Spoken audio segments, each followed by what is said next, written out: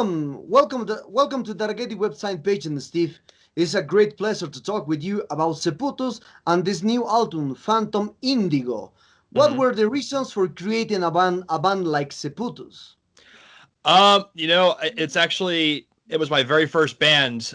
Before I joined Piron years ago, I started Seputus so that I could learn how to write songs and learn how to play guitar and make albums. Basically, I mean, I just used it as the reason to start a band. Basically, I mean, so like I joined Piron like years later, but I started Seputus in like 2004, 2005, and just used it to just like, okay, like I need to know how to write songs and learn to play guitar better and all that kind of stuff. So that's basically where I started it. Mm. And why are you decide to put Seputus as a band's name? Because if I'm right, the name comes from a discoid fossil from the Ordovician that I made represent a Cambroernit, according to Wikipedia. I found the word just honestly, I was young and I was looking at like Latin words that I liked. And I think a lot of metal guys do that. And Yeah. I was looking, and I also knew I wanted a band name that was just one word.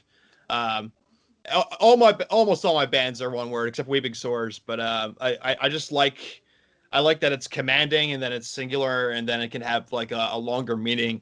So I found a definition. It was buried, sunk, or immersed in English, and I thought that was a good broad definition and a good kind of a good like wide definition that I could make a lot of music around. You know what I mean? Okay, speaking of speaking, from the information that exists at internet, I see that Seputus is your personal project forming with members of your other band, Piron.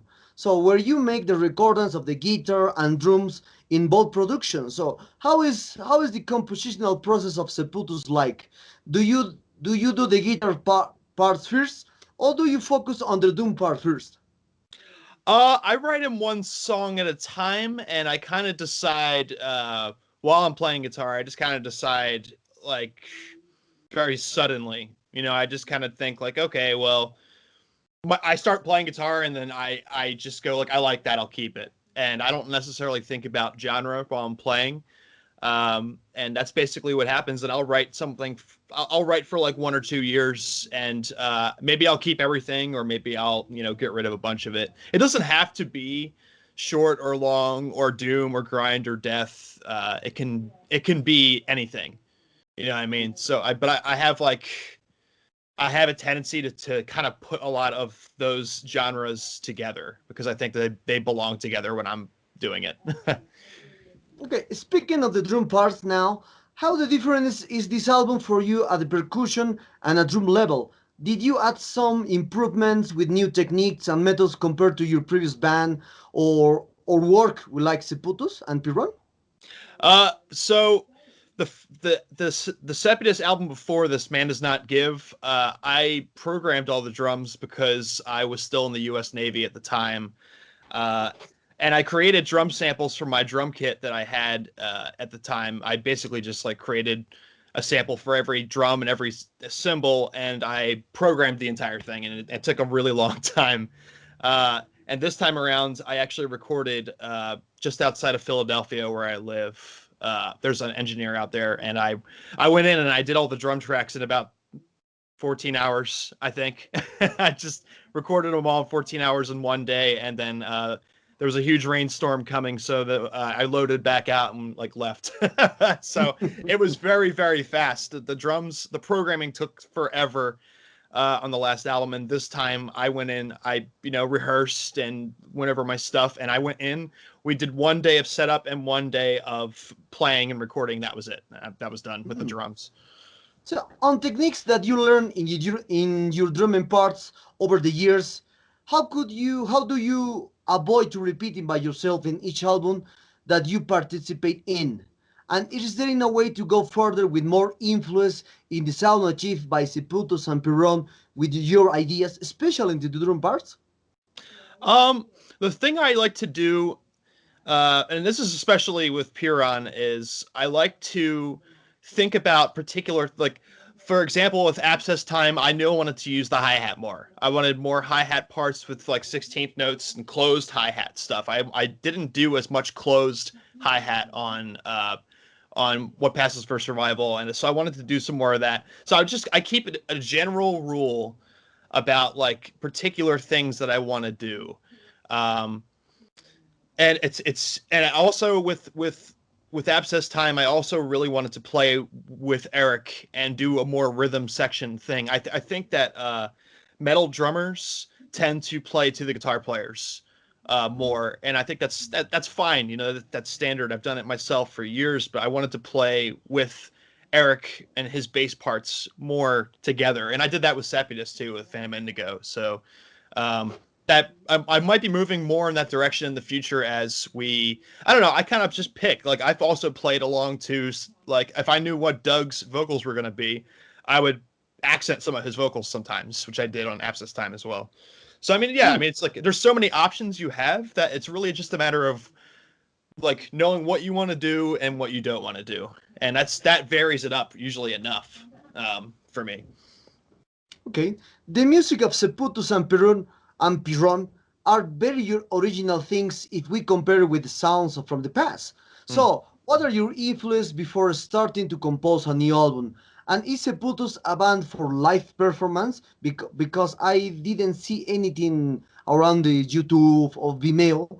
I can find any live show of Seputus, no? Hmm. Or just a band, just only albums.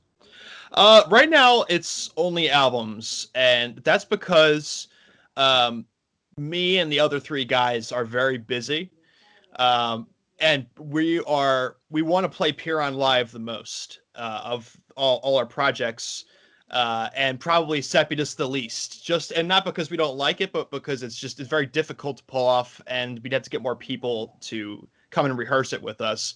Especially right now with the pandemic, and I know it's tapering off, but it's still difficult to get people together to do rehearsal. Um, and then I mean, what was the first part of the question? I'm sorry. Uh, mm, what are your influences before starting to Oh, compose a new album? okay. So, for Phantom Indigo, I like Morbid Angels, Gateways to Annihilation was huge. That will always be an influence on all of Seputus's work, particularly the way that two guitars play together. I remember when I first heard Gateways to Annihilation, and that's my favorite Morbid Angel album. Most people will say Covenant or Domination, or there's a lot of choices. I like Gateways the most because of the way the guitars play over each other and counterpoint, and so that's a major influence always. And there's a band from Ohio called Rune. They've been broken up a long time, but they're an old Willowtip band, and they released an album called The End of Nothing, and I've been obsessed with that album for like a decade or longer, a long time, and that's a major influence on Seputus. Whereas like that doesn't really surface when I'm playing with Puron. Like those two particular things, and Enslaves Below the Lights is another big album for me that as that's always so those three are kind of constant, and then uh kind of the approach shifts. Like this time around, I listened to a lot of Burnt by the Sun that from New Jersey, and I don't know, man. It's like a lot of different stuff. I listened to some more Artificial Brain as well. Some friends of ours from New York City. Artificial Brain was an influence on this album too. Okay, okay. I was very thoughtful. Well, I was thinking a lot about the meaning of the album, especially of the album name, Phantom Indigo, and especially with word indigo, because this word has many meanings between colors and types of people. And Mm. I think there is a relationship with the cover art made by Alex Ekman and Carolyn Harrison. How does the word indigo reflect into the Seputus music, or is a mixture of the meanings of the person and the colors? I like that question. I only mainly know indigo myself from different colors. I'll have to look that up about different kinds of people. But from my perspective, I was thinking about um, the same thing as like the mixture of genres and subgenre within metal. Like Indigo is a color that you can't really like when you ask people what indigo looks like, you tell them. I mean, they usually tell you that it's like a really dark black or a purple. Mhm. And it's like you'll have like if you look at a picture of a rainbow and you look at the spectrum over here and you say indigo is over here, you know, and then red's over there, Yeah. and it is like it's just like it's a color you can't imagine. You know what I mean? So it's like a mixture of things as opposed to one defined thing in my eyes. And I got the I got the idea for the phrase from Oliver Sacks's book Hallucinations that I read a while back, where basically to make it short, he took acid and he saw indigo at while he was on his acid trip, and he said he only saw it one other time in his life at an opera house, but he wasn't on acid. But he said it was like a flashback from the first time he'd seen it, and it's what it means to me. Besides the subgenre of metal, like indigo also represents like thought patterns or things or feelings that you carry internally that you don't really tell other people, that you just like that you think about and that you don't necessarily talk to people about, but that you carry around with you all the time, you know, in your head, basically. So the color is a representation of those things, the subgenre and the mix of genres and those feelings that you carry around. Hmm. So Seputus is your solo project since the first album. So do you let the other members contribute other elements in Seputus, or did you do the lyrics by yourself, or was it Doc Jobs? So the lyrics and the vocals were all Doug. He's way better at it than me. I would not try to do that for him. Like if you want vocals and lyrics, Doug is one of the best around. And same way, Eric Malave wrote all the bass parts actually with me. We didn't do that last time. He came over to my house outside of Philadelphia, and we wrote together. And as he wrote, we recorded it, and we just kind of kept pushing through the songs. And after 2 sessions of that, he finished everything. Um, so I wrote all the guitars and drums arrangements, and then I basically just give those to the other guys and say, like, what do you think? What do you think we'd like to play? And then as they show me stuff, I give them recommendations as necessary. But usually they're awesome, so they know what to do. So I don't really have to tell them very much a lot of the time. I didn't with Doug. I try to tell Doug what I think the album is about and why I'm writing it, and if I have any source material, I'll give that to him.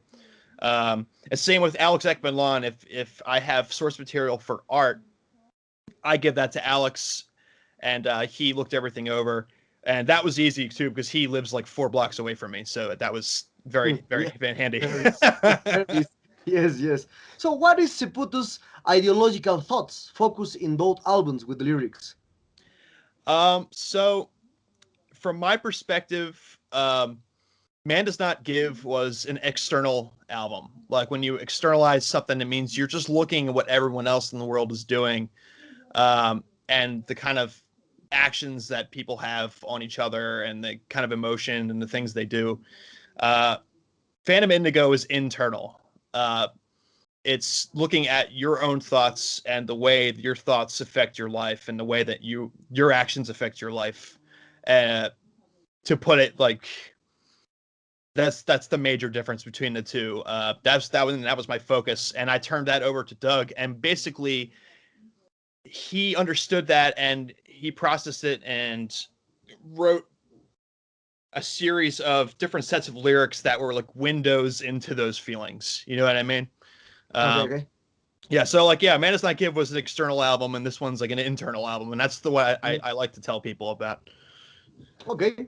So until here we spoke about the band, the lyrics, the cover art, the meaning of Indigo for you, and then the music in general. So now we will speak a little about other kinds into the metal scene, because the metal scene works with underground subjects, with the new forms of heroic music, vinyl, CD, this kind of stuff. So and the string metal. So into the matter and how the underground band and the conventional band, what should be considered There are patterns for the fans, especially that vinyl or cassette productions stick to this underground metal concept, and according to these fans, the CD only expand the collections.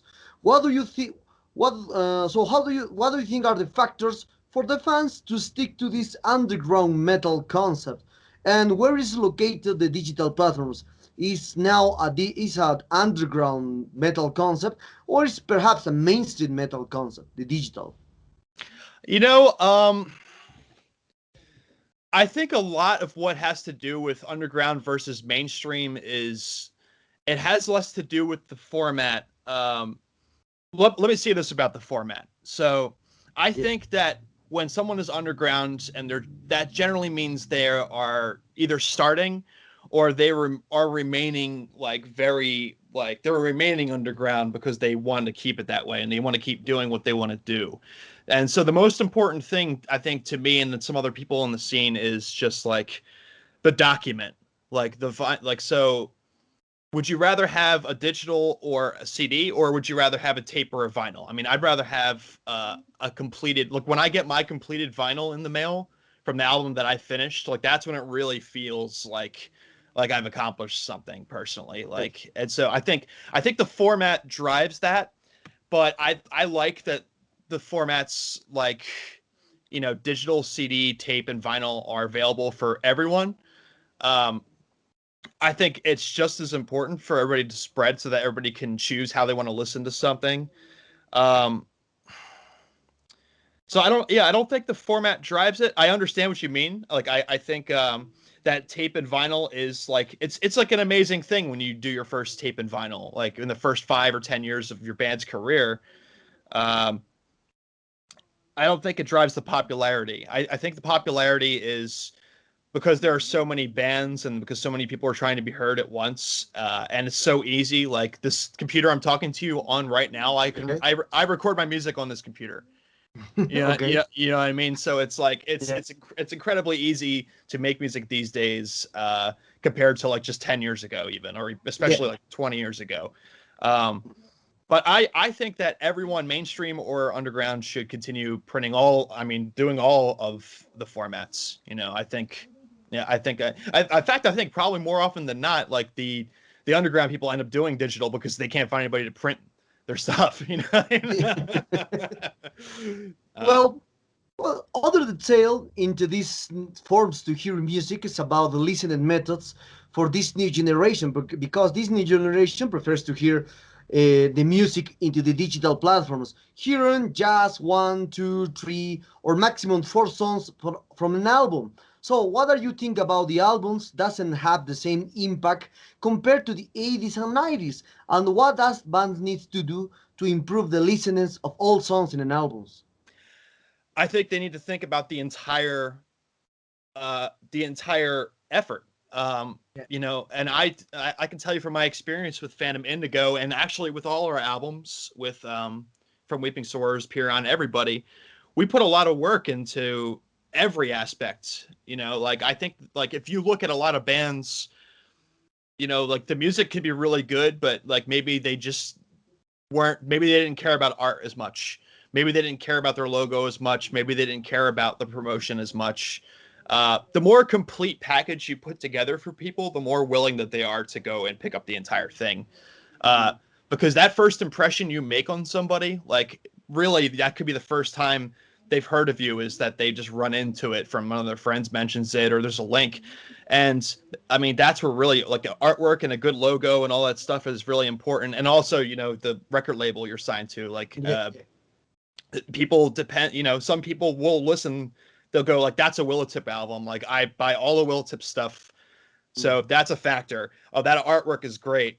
And that logo is great. And I'm happy with all those things with Phantom Indigo, and the layout and everything. And so the more you give to somebody, or to a buyer, or to like a listener, that's like really is the most that you can do to improve your chances on your side. And then after that, everything is just about like whether people are going to listen to it, whether people will review it, and talk about it in magazines and reviews, that sort of thing.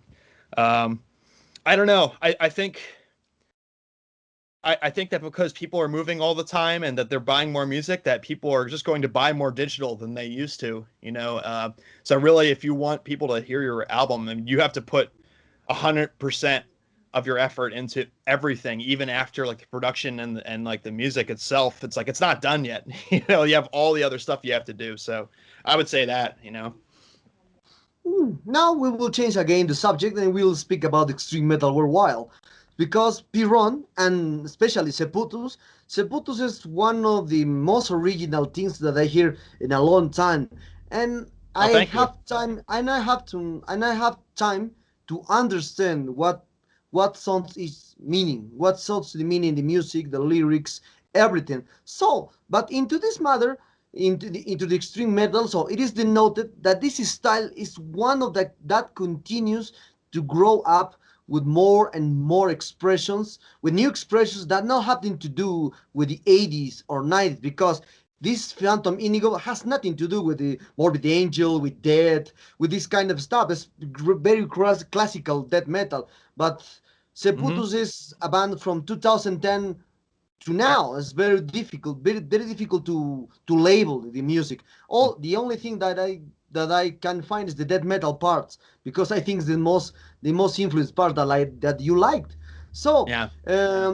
why the extreme metal? Well, while the extreme music or extreme metal keeps continue grow up with more creativity than all styles, because if you hear now Seputus, Piron,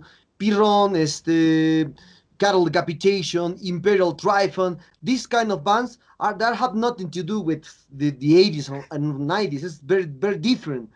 Hmm. And but if we speak with bands like well, you do heavy metal, thrash metal, speed metal, power metal, this style stagnated with ancient rhymes. So what do you think about the classical stuff from the metal, and why the extreme metal continue to push creativity? I think that people, well, let's put it this way. So let's say people have heard, you know, let's say they've heard Emperor's Anthems to the Welkin at Dusk. They've heard Death Symbolic. They've heard, you know, Morbid Angel's Covenant. They've heard Deicide. They've heard, you know, Neuroses, Times of Grace. Like, let's say they've heard like stuff from every genre and subgenre around heavy music. If you have like 10, 12 like subgenres of music and you want to start your own bands, I think people, there's like a couple ways you could go. You could say, I want to make an obituary death metal band. And then you go and you do that. And you can do that. I mean, a lot of people do bands like that where they say, we want to be like this and we want to do that. Um, I think for people who are adventurous listeners and they start their own bands, they want to make a band that sounds like 100 bands that they know. So what they'll do is then they'll, like, for me, I can say for me, like, I like particular things in every subgenre. So I take that under the umbrella of extreme metal. And extreme metal to me just means everything under metal, like all of the things that you can do. And if the song sounds good, then it's within the rules and it's good. You know what I mean? It doesn't have to like say like it's like, oh, they're a death metal band, they shouldn't be playing those black metal parts. Like, I don't believe in that. Like, I listened to a band like Akerkake from like the UK, which was a Okay. major another major influence on me. They're a black and death, like, you know what I'm talking about. So like they do whatever they want basically, you know. Yeah. And that is like the example that I like to follow. And the rule simply is that because like metal, there shouldn't be any rules. You know, Yeah. like there are so many rules in life already. And if you're going to express yourself through your art and you look at your like every subgenre, I'm going to use whatever I want from whatever subgenre. And as long as the song makes sense and it sounds good, then I don't care about it being a death metal band, a doom band, a grind band, or whatever. Doesn't matter to me. Doesn't matter to the other guys, Doug, Eric, and Dylan. And I think it doesn't matter probably to Imperial Triumphant or Artificial Brain or any of the guys that we're friends with in New York City or Philly or anywhere around here. I think that's the way forward. You know, I mean, like, can you call Ulcerate a straight up death metal band? Like, no, it doesn't sound. It doesn't sound like Death's Human. That's for sure. You know, but would it be around without Death's Human? I don't know. So, I Mm. mean, they're building blocks, man. You know, it's like standing on the shoulders of giants, like Darwin once said. You know, like these bands have already set up these things that are existing. They created the subgenres. They created death metal. And now the next generation's like, what do? We keep building. We keep building the giant, you know what I mean? And that's how it stays alive, and that's how it stays fresh. And that's how it moves forward, man. So I mean, like, you know, fuck the rules, you know. I'm, I'm the accord. I'm very, very with you because I love to hear new things. I love to hear new Me things. too. Me too. It's the only way to the metal grow up every year. Yeah. So we're very closer to end this interview.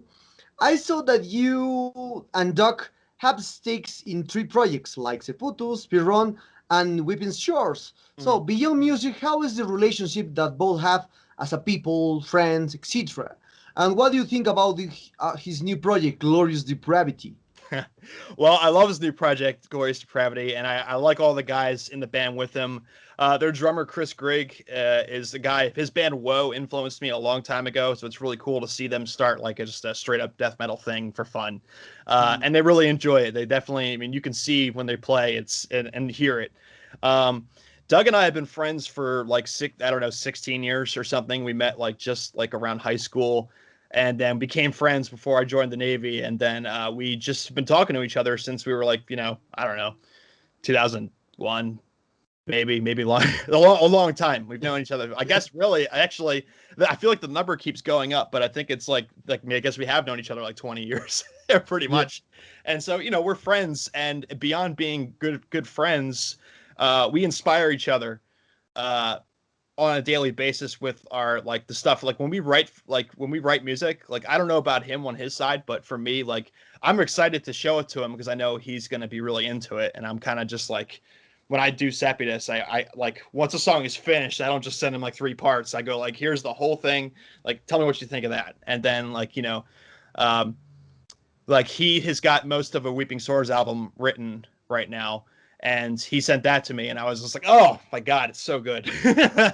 Like, so I think it's beyond friendship, man. I think it's also just like it's a productive relationship, and we also just inspire each other a lot, and we give each other really good ideas all the time, and I think it's just a really fruitful partnership, you know. Um, so I just could see that continuing on, and I'm also glad that he's getting to just like hang out as a vocalist and do, you know, not have to play any guitar or do anything on Glorious Depravity. Like he really enjoys that, I'm sure. So, you know. Okay, I know it's too early to ask this topic since Piron released Abscess Time last year, but I see all members from Piron and Piron are very active doing projects of different kinds of music. So are you already think about conceiving a new Piron album, perhaps this year or next year? And we will Weeping Shores have second full length, perhaps the year next. Um, I don't know when New Piran or New Weeping Swords will come out. I can tell you that there's new Seputus and new Weeping Swords material being written right now. And then with Piran, I mean, because we lost last year, after we finished, we walked out of Colin's studio in New York City, and you know, in last February, and said, okay, I'll see you guys in a couple months, and then that was gone.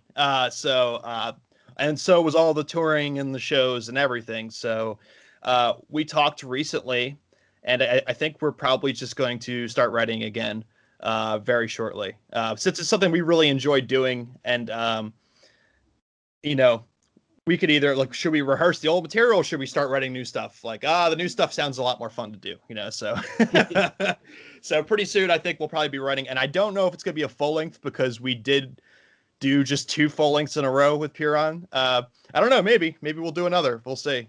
But it'll definitely, we're definitely going to start writing again pretty soon. Into you said about a lot of things into the New York scene. Why the New York scene has crazy bands? Piron, Imperial Typhoon, so Afterbird, a lot of bands that made music different than other parts in US. It's very different.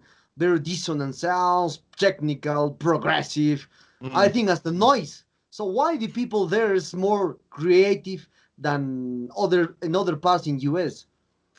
I, hmm. You know, I think I can't speak for other parts of the U.S. because I mean I can look at a place like Nashville and see that they have a band like Yautja from down there. I can look at Richmond and see they have a band like Inner Armour down there.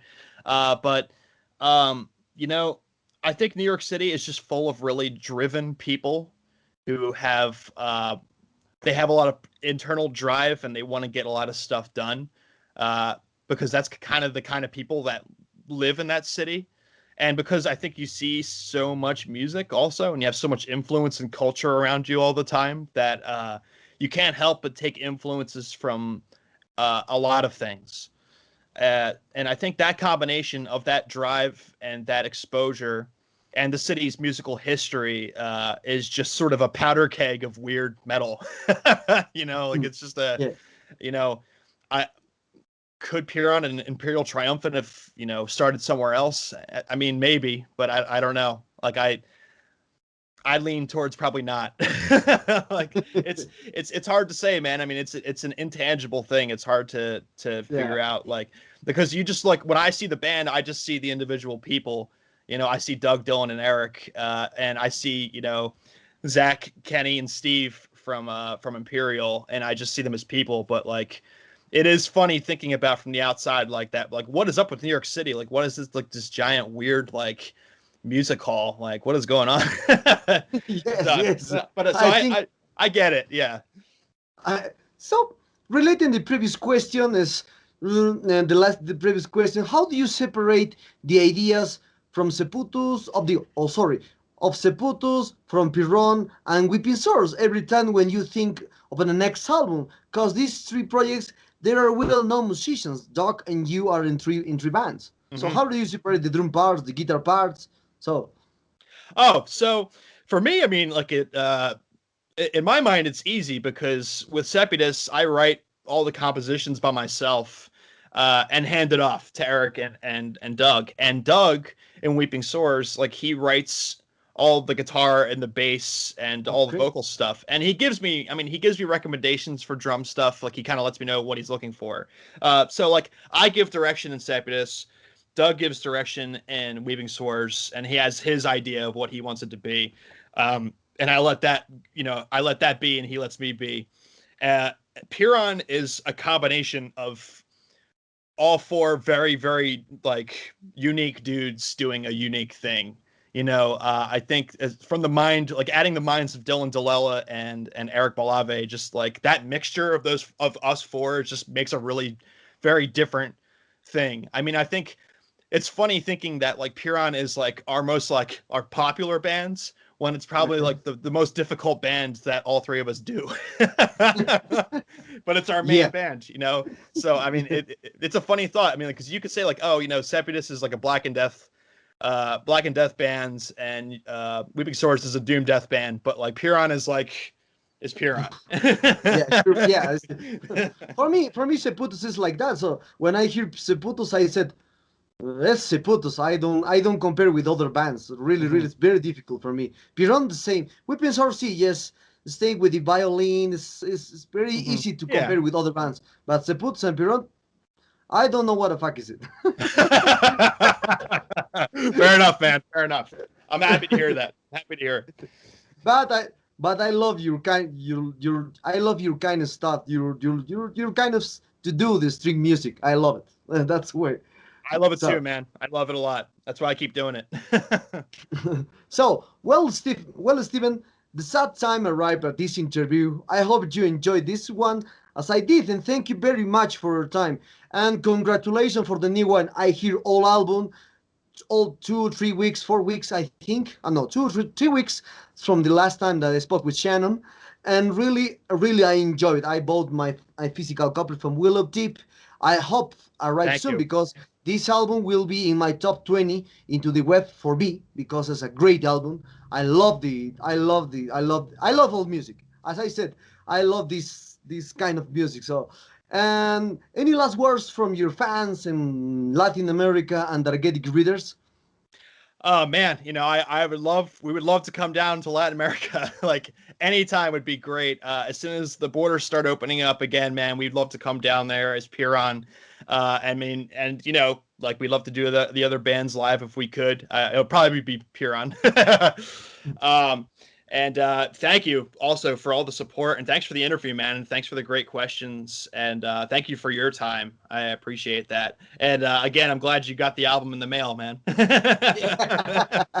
Yes, yes. You have a very beautiful. It's a very nice neighborhood. Yeah, it's very difficult to find. Yeah. Yeah.